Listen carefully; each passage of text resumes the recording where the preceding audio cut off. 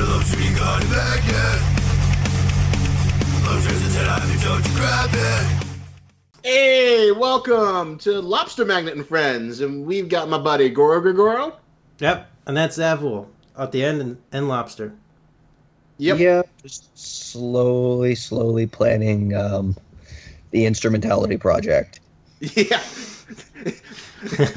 And we're all gonna be like Sele. He can't get his camera working, but he can, plan like the combination of the human mind mass consciousness. Look, this is what Sele does when they're planning to turn everyone into Tang, okay? Now I kind of want to see that, like the fan comic of what you call it, Gendo Ikari just like sitting on a rocking chair with like a black glass of orange liquid, and he's just like, it was all worth it. Just to make that sweet tang, just like the stupid like Rick and Morty parody. Shinji, tang, it was the best. It was like this orange drink. It was so amazing. They don't make it anymore, but I need to make it. It's because it's made out of people. It's made out of electrolytes. Well, anyway. Or like if Shinji was like choking Asuka, and like as he's doing it, he's like drinking that orange liquid like at the same time. He's like, that's pretty tasty. And he's like still doing what he's doing.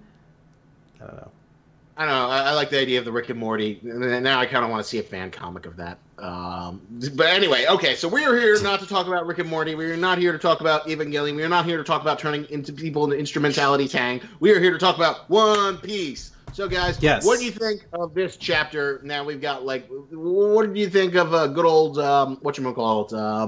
Dogtooth's incredible donut arms? Those are fucking awesome. Yeah. I love his like advanced mode of like armament hockey, and like him making like giant donut arm versions of those to like punch Luffy with. It's just, it feels so badass. I love Dogtooth. I really love him. I have to say, I love him even more now that we know what lurks underneath that like calm, collected facade. Yeah. I just know in the back of his mind, like, yeah, I'm going to kick Luffy's ass and go back to eating donuts while I lay around in my little tent. I'm going to do fucking nothing all day.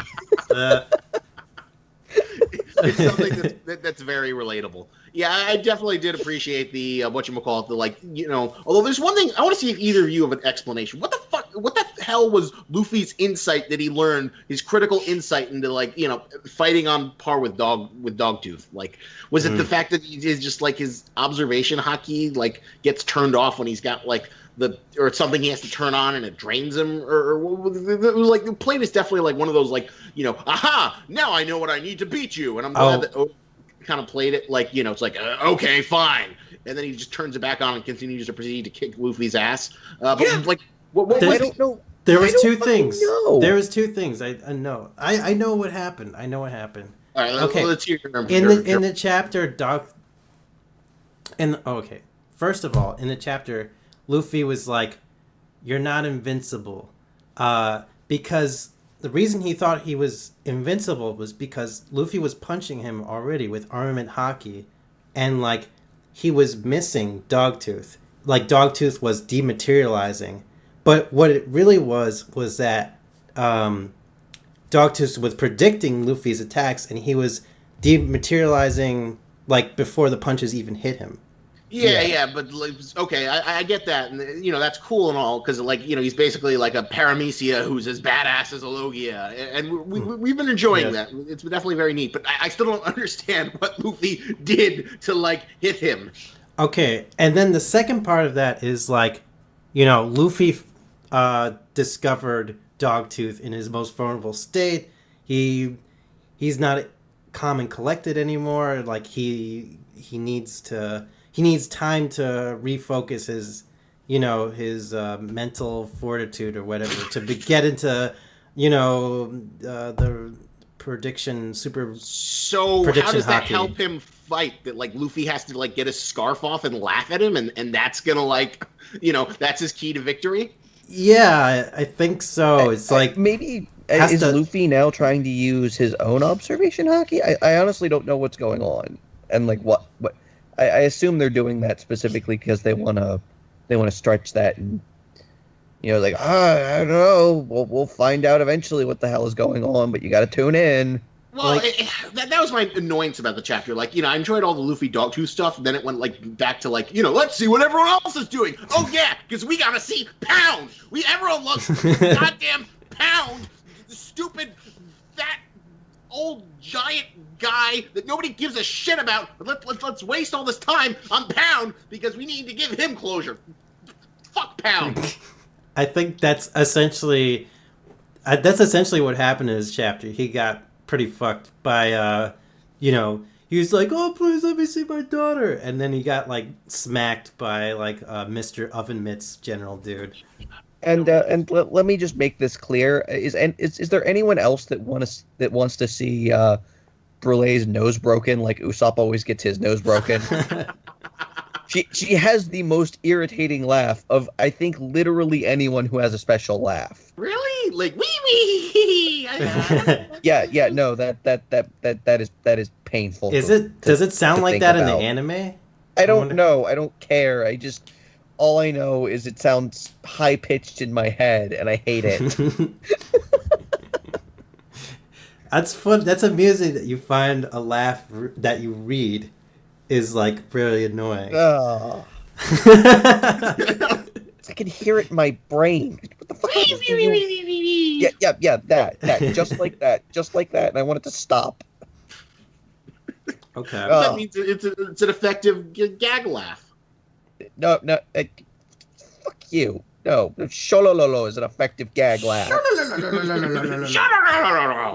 Whose laugh was that again? I forget. That's Caesar Clown. Clown Caesar. Oh yeah. Oh, that was cool. And of course, we need to check back in on Pudding, who is just going right along with that Tsundere bullshit. Yeah, although they're Zavul, I have a special gift for you. Did you see that comment, Zavul? You were getting so much shit in the comments. Like, the comments block isn't as, like, because I've moved to the new channel, but, like, let me pull this shit up. You are going to love this. Oh, goody. But in the meantime, though, what do you guys think of the sea slugs? Oh, well... They're kind of cute, but why? I don't know either. It was like one of those things where it's like, we were oscillating between like excitement for the Luffy category fight and like arc fatigue, where it's like, come on, Oda, just let's get this over with. We want to move on to the next thing. Please, for the love of God, just stay on the Luffy category fight and like give it a good conclusion. And now we have really cute looking sea slugs. Did I miss something? They're supposed to be like, I guess, transponder snails that like monitor the seas. Yeah, they're supposed to be like it's like a radar system, and they essentially completely knocked out the sea slugs by, gathering them all up and making them follow Fishman Lady. Okay, so this is gonna sound weird. Like, I love the fact that Oda creates these really big, really immersive worlds. But sometimes it just gets to this point, especially like as you get farther and farther into the series, where he just has so many moving parts going at one time. It's just, oh god, like I completely forgot about that. You forgot about the sea slugs? Like, yes, because they're sea slugs, Greg. But they're normally not important. But they normally just exist on the bottom of the ocean. You remember how difficult it was? Weird little rabbit ears. You remember how difficult it was for the Straw Hats to like navigate Big Mom's territory? The sea slugs were a big reason why. Like, she was keeping track of all the ships coming and going. It's a nice world building detail, but like, what would you rather have had? That or like another 2 pages of Luffy fighting Kataguri? I don't. I guess 2 pages of fighting. I mean, you're right. I am kind of getting arc fatigue there. So anyway, here's the comment. You're gonna love this. Lobster, can you please Zavul to give Pudding another chance? His hate is getting disturbing, especially a desire to see Sanji kick her. Something we both know isn't going to happen. Like, you'll love this. I replied by saying, to that I say this, and then I linked the problem with Pudding video. Yeah, pretty much. Like, why am I giving her another chance? She is literally someone who rapes people's minds. Not to mention the fact that why don't we give Bill Cosby another chance? Screw you guys! Jesus! What is wrong with you? Like, it is going to take a lot of work for me to be like anywhere close to being like, I don't know, maybe she's not a horrifying monster. Yeah, and she still does like she's not even repentant about it. She also mind raped the cooks. Yeah. She's doing it. The longer she stays around the Straw Hats, the more I'm just sitting there going like, okay, I know this is One Piece, so it's not going to happen, but in just about any other piece of media, I'm just sitting there going like, all right, so when is she going to start trying to take over people's mind? Well, when is this going to turn into when they cry? Well, here's an argument for pudding. Well, what about she's trying to redeem herself through baking this cake to stop Big Mom's she's rampage. Also oscillating by saying like, I don't care if you all die, and it's like getting annoying. It's like even Luffy was like, you know what? If you're gonna say negative things, just go away. We don't need you. Yeah. Okay. When you have officially alienated Luffy, I mean that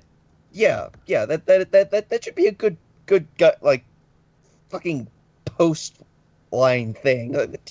When you've alienated the shonen hero whose literal fault and most redeeming quality is that he is friends with everyone and everything. And you have a problem. He's pretty accepting of like just almost anything and everyone, and like his logic is like as long as you're not like malicious or mean, he doesn't have an issue with you. And even he's like, just go away. I mean, yeah, I can sort of see that, but like you think about like there's anime characters who will like do like all kinds of like weird shouting matches with each other, but then like their actions will speak for themselves, like later on, like their actions are a little bit different from like what they'll say like verbally a lot of the time. So like just consider tsundere. Yeah, but we get a lot of her thought bubbles. Yeah, we'll get we know what she's thinking too. Yeah, but she's like insane. But yes, she is. Like the thing is, like, she's still insane, but the actions that she's doing right now are trying to be redeemable in some respect. It's gonna take a lot of work for me to even come close to redeeming. Like for instance, if she was like still like trying to stab Sanji while he's cooking the thing, like that would be ringing a lot more alarm bells for me, I think.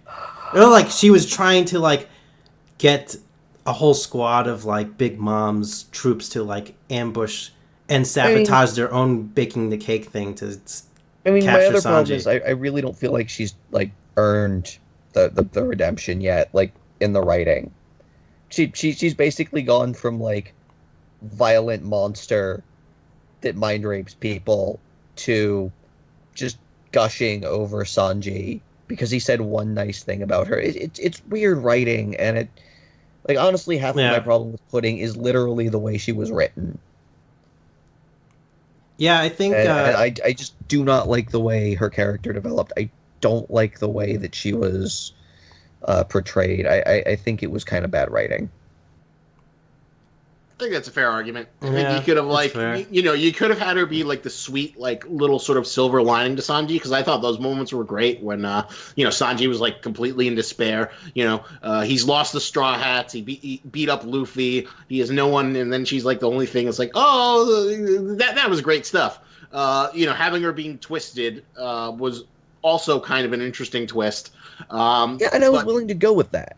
Yeah, but to sort of like not like try and have your cake and eat it too just feels a little inconsistent and not as strong. Yeah, because either two of like fully committing to one of those would have kind of like been acceptable. There are ways to do a redemption arc, and I've mentioned this before. Like we've all mentioned this before. Bon Clay is how you do a redemption arc. It's like you give someone kind of like they're in a crappy situation, they do bad things, but they're not necessarily a bad person. And over time, you kind of get that better quality shining through. and actually do nice things. But here it just feels like this weird switch has been flipped, and it's just complete unearned 180.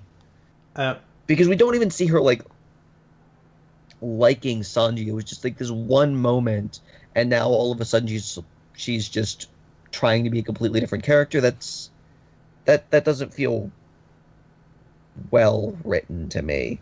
Yeah, like if there was, I guess you could say, like if there was like a scene of her like feeling regret that like she actually did wish she could have someone who could cook with her.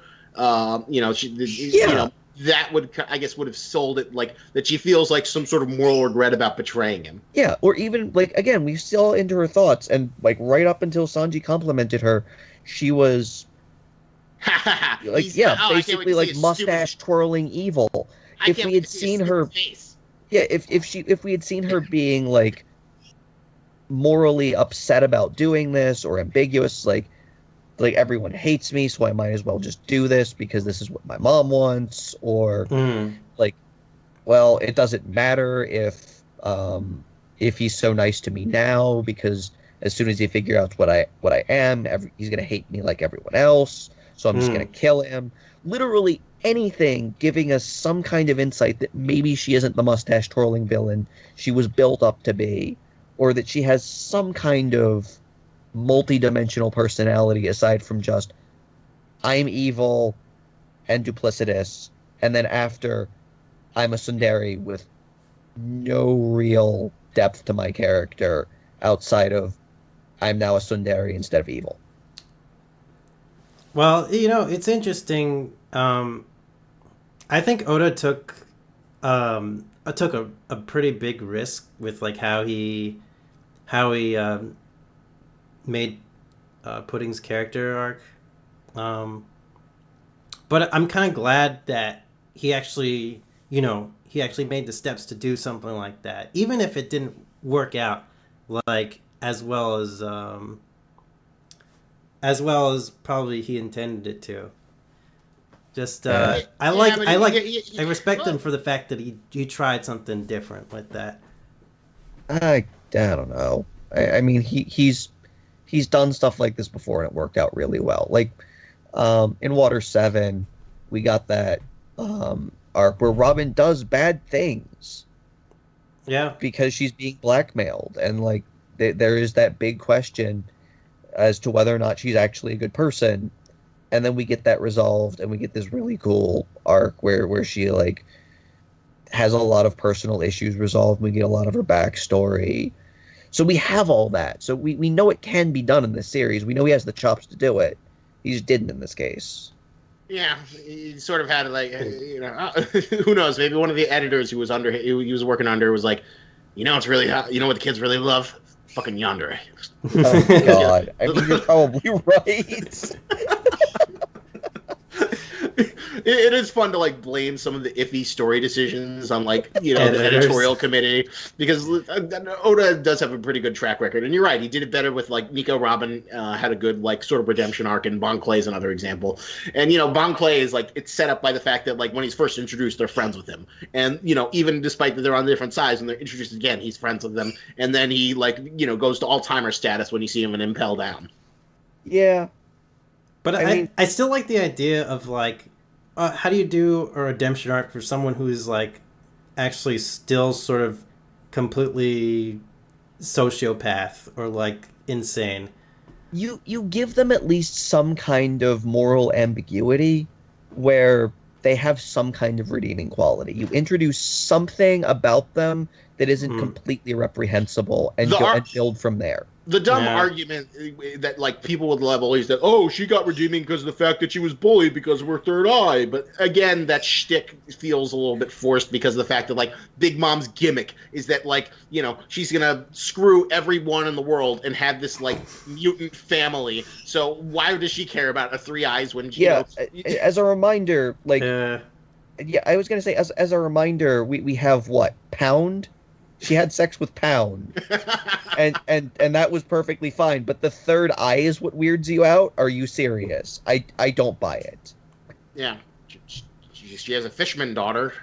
And apparently they're like on like the bottom rung of like the socioeconomic and racial totem pole in the One Piece world, and everybody hates them. But Yeah. Big Mom didn't care. Somehow she. Yeah, but the third eye is big- what weirds you out. The third eye, despite the fact that one of your sons can literally turn into a gelatinous mass of goo. Actually, Like, several people sons have can do weirder that. Or people in One Piece have weirder powers just coming from devil fruits on a regular basis. And no one mentions this at all, except for a one-off joke. This is just kind of accepted. So yeah. Anyway, So that was a long rant. We did not expect to go on. So Axel Orville, I hope you found that interesting. I certainly enjoyed that. So let's get to the score so we can wrap this up, because I think we've done a decent discussion. I definitely enjoyed the Dogtooth stuff, but I was annoyed by the arc extending stuff, and I do enjoy the fact that like Dogtooth is like still kicking Luffy's ass. Like even the stupid superior donuts thing actually seemed like a pretty awesome power up, as he's got this super hockey arm. I love that. It's so cool. Just like it's like his mochi mech like arms like punching Luffy. It's so cool. And he's like, okay, you got Gear 4th? Okay, so that still ain't going to do shit. So, I don't know. I give this like maybe an 8.0. Yeah.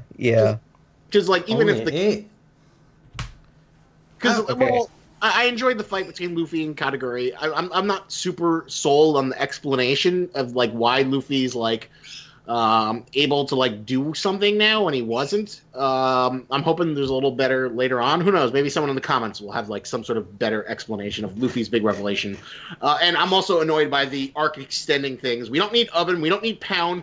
We don't need those fish slugs. We just need Luffy to beat Kataguri, and then everything can like Big Mom eats the cake, and then they can go on, and we can go on to the rest of the story. Come on, Oda, let's not have this be a Dressrosa. The anime is probably like shitting bricks right now because they're so close to like the manga material. It's freaking crazy. While you respond to that comment and give your scores, I'll tell you where the anime is. Oh, real quick, I have one question for you before we cut this off. Yeah. Well, right. give your scores, man. I gave my 8. I'm giving it an 8 too, but Wanze, the Ramen Kempo guy. Yeah. Would you like him more if he had like hockey for his weird ramen mech suit? What? Who is this again? Back in water. He could fire ramen-infused hockey out of his nose. That was the fight that Sanji like used his hands, right, to chop him up like R7. Oh my god, I barely remember like what his powers actually did do. Like, he shoots ramen noodles out of his nose and like creates like a mech suit out of ramen noodles that he shot out of his nose. oh my god, he'd be so strong with armament hockey.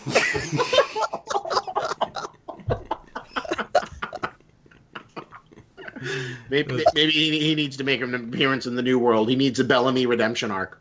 Yeah. Oh my god. Okay. So okay. Greg, what's your score? I guess this is maybe 8 is a good score. 8. I like this chapter though. I had fun with it, and even though there was like cut away from the fight, I didn't mind that too much because we need to sort of like move the other pieces of the puzzle a little bit farther along as well.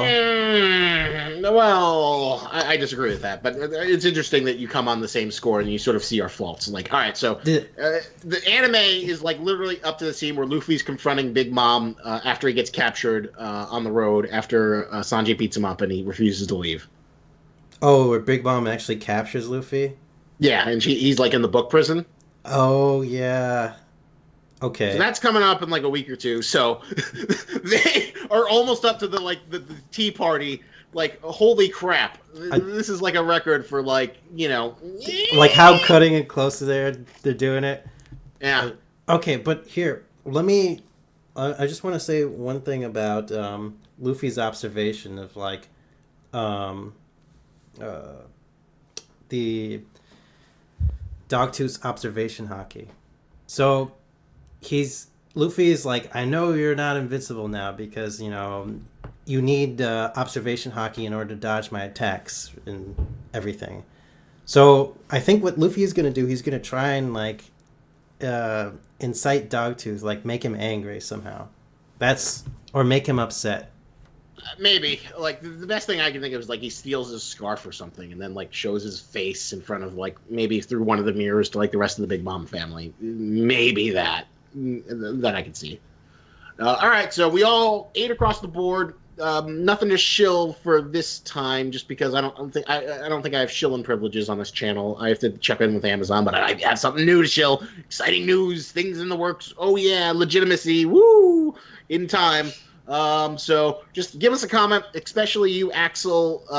We spent a lot of time interested in your comment, so I certainly hope you see this video to follow up with another comment, because that dialogue is kind of interesting. So thank you for hanging around with us with Lobster Magnet and Friends. Like, comment, subscribe, and remember, lobsters and tennis, but don't you grab it.